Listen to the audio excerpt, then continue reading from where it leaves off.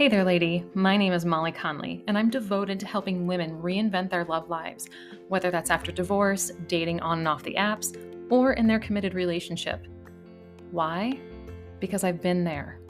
I'm a former college athlete who filed for divorce 3 years into marriage, swam in the online dating pool into my late 30s, and now I am married to the man of my spreadsheet dreams who I met 4 months before the world shut down. As a dating and relationship coach, I help my clients shift the focus from being obsessed with finding Mr. Right to shifting to herself as Miss Right Now. We build a foundation filled with clarity, connection, and confidence, knowing she is worth waiting for. Each week on the podcast, I'll bring you love life insights and savvy guests, where you will receive the courage to release programmed limiting beliefs. Discover patterns and behaviors restricting you from finding and attracting quality men, and ways to choose yourself first so you can build a foundation for a healthy relationship with yourself and a partner.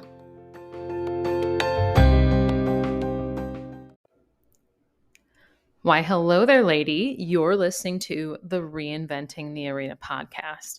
If this is your first time here, welcome and thanks for listening. I'm excited to be here with you again this week. If this show has helped you in some way, big or small, please let me know by leaving a rating or review wherever you listen to podcasts. It really helps me grow the show, and I greatly appreciate it.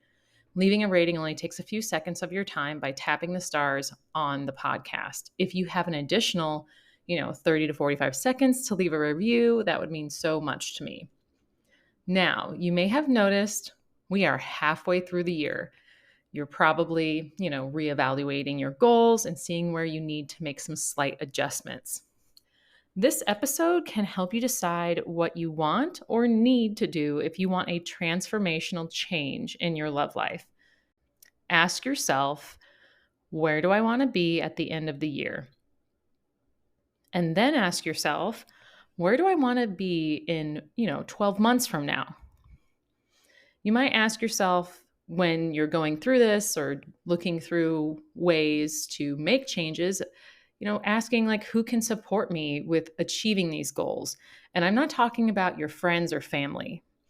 Today's episode is discovering what suits you best in your love life. So I'm digging into matchmaking, therapy, and coaching so that you have clarity about what will work best for you. And you can do all this alone, but I don't recommend it. With support, it's a lot smoother and efficient path. Trust me, because it took me 8 years of not only like to find my husband, but to have that pivotal change in the direction to find him. Let me start off by sharing what these love life supporting tactics are before diving headfirst into each of them. So, matchmaking is usually a paid service where you are matched with another person to hopefully, start a relationship. But it can be also a member of a community helping match others, who are in the same culture or religious background. A therapist, specifically today I'm talking about talk therapy, is a person who specializes in a type of therapy and specific practices. So there's like no usual feedback or accountability of support, and you only talk during the sessions. But therapy usually helps you focus on what happened in the past or your current situation. Coaching, especially international certified coaches from the Coaching Federation, has a variety of therapy aspects to a coach's process or framework. Yet coaching is different because coaches help the client create plans and goals to move forward with an additional layer of support as an accountability partner. It is no surprise that people are turning to these types of services to find love, as a lot of people are getting so tired and fed up with online dating. So with matchmaking, you have a series of steps or processes you go through, like a personality test to, determine who you match with, and then more than likely an interview process with that matchmaking company. Now, what I find interesting about matchmaking that I didn't know about is that it's usually one-sided. If you, as a woman, sign up and you paid to be matched, the service or the company will go into their database of men, for a few months, or maybe you pay a flat fee. I found out the range for matchmaking can be $2,000 to $50,000 per year, but the average is around $10,000. And just like all these, there is no guarantee that you will find someone with this company or this person's database.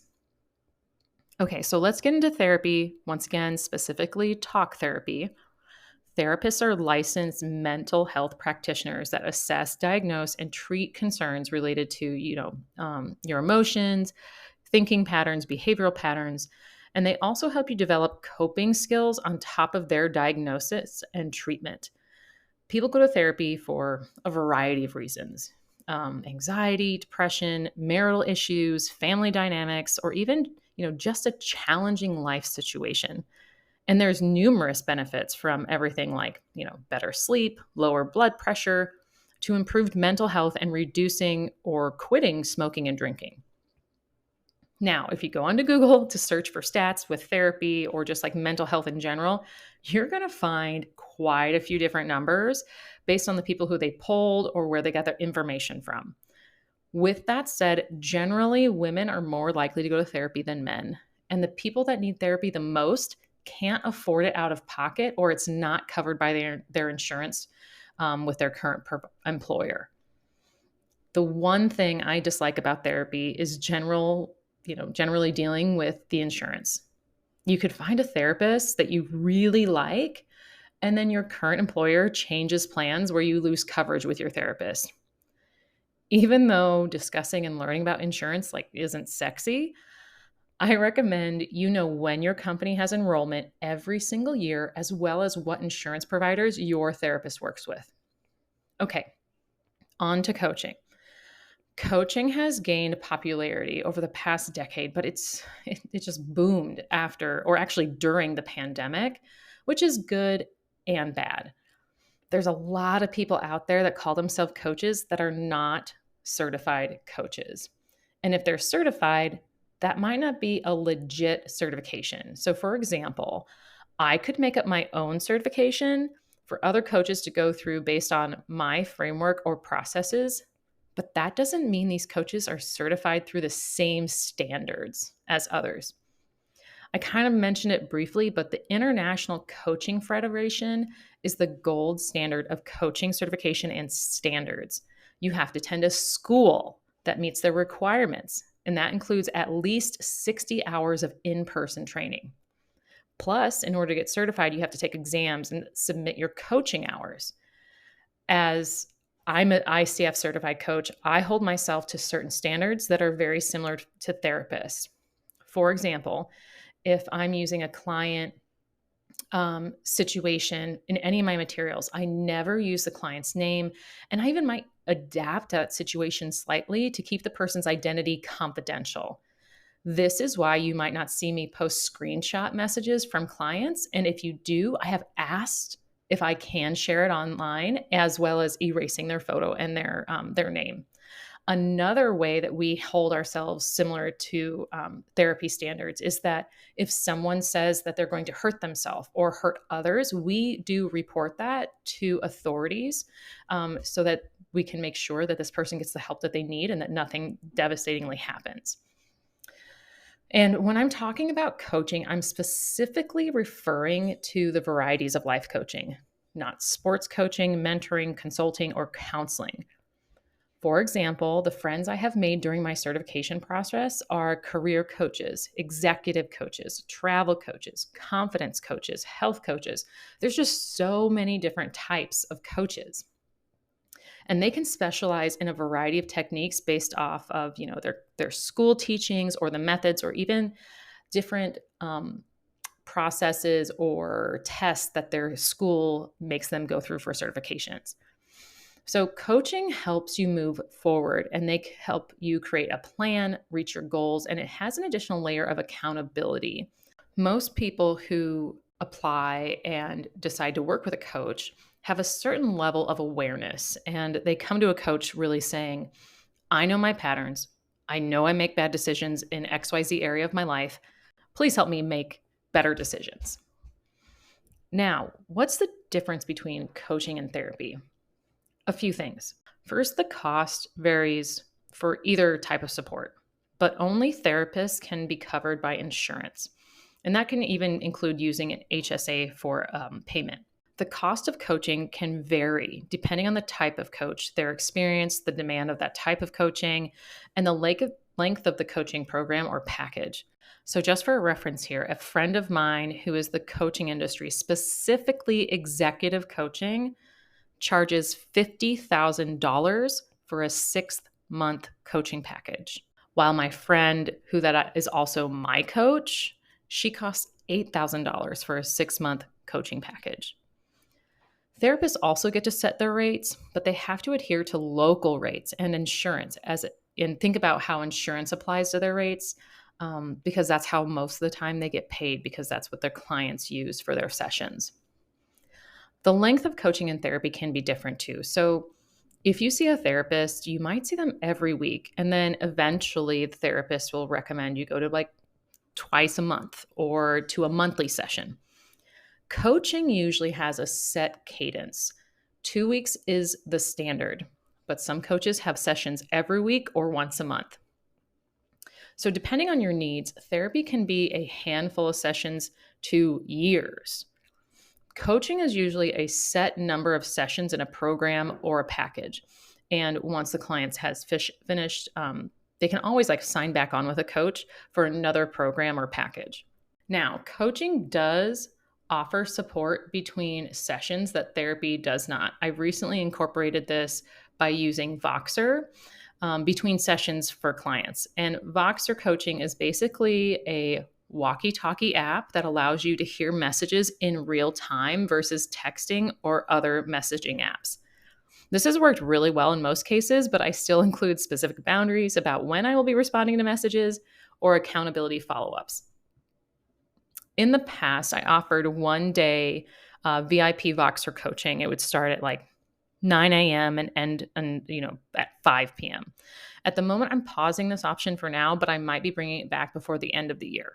Sometimes coaches only offer email accountability as support between sessions, so it's important to know what kind of support you need and want before starting a program or a package with a coach.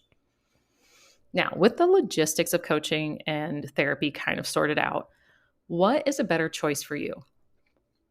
Well, honestly, I would say that if you have experienced trauma in any kind, I fully recommend with starting with therapy.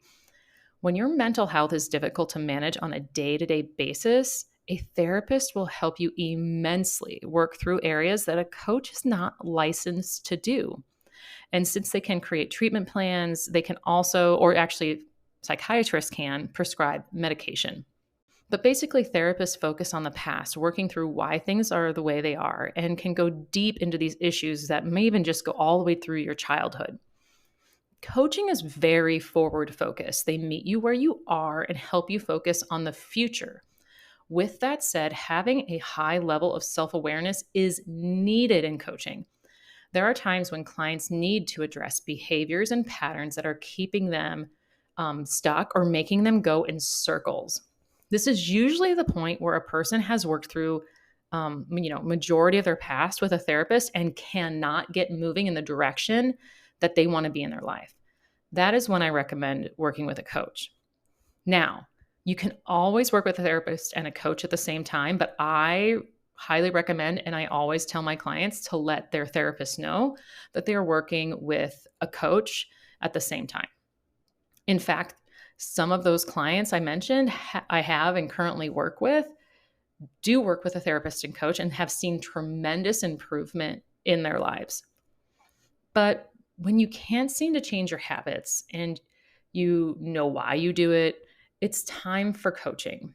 You need more action and accountability to figure out how to do things differently. Another thing to note, therapists don't share personal experiences, but coaches do. And personally, this is an important part of the relationship between client and coach. How do you know if they have the relationship you want? How do you know they've been through similar situations? With a therapist, you won't know, but with a coach, you will.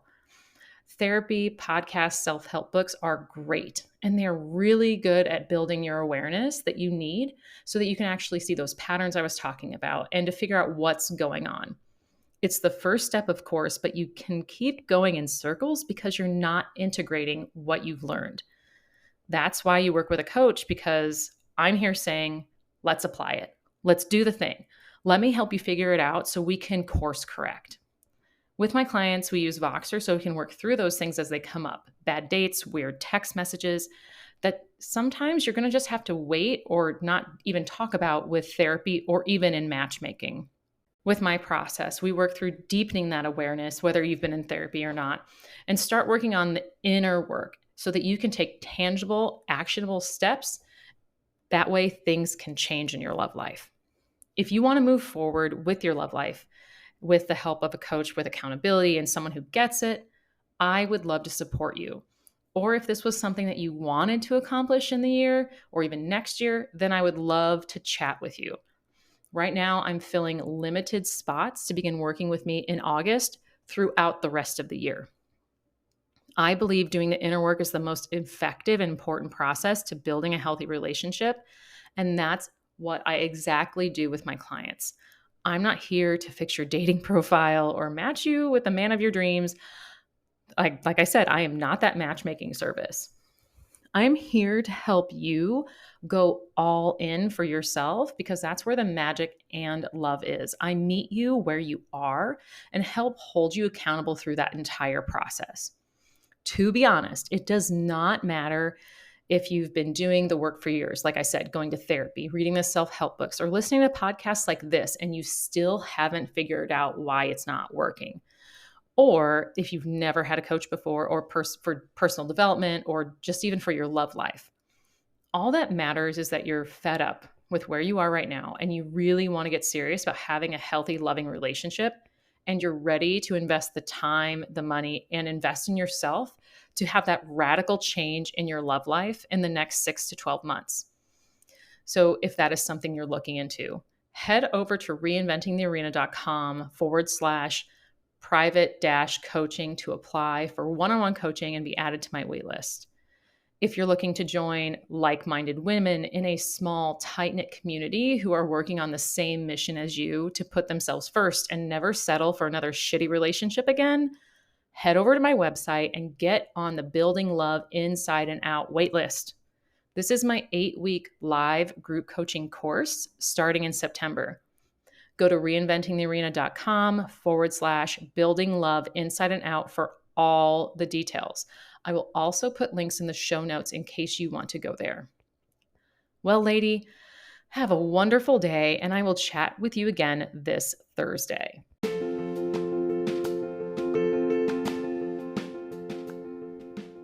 Thank you for listening to this episode. If this show has helped you in some way, big or small, please let me know by leaving a review wherever you listen to the podcast. It really helps other women just like you find the show. Have a good rest of your day, lady, and I will talk to you next time.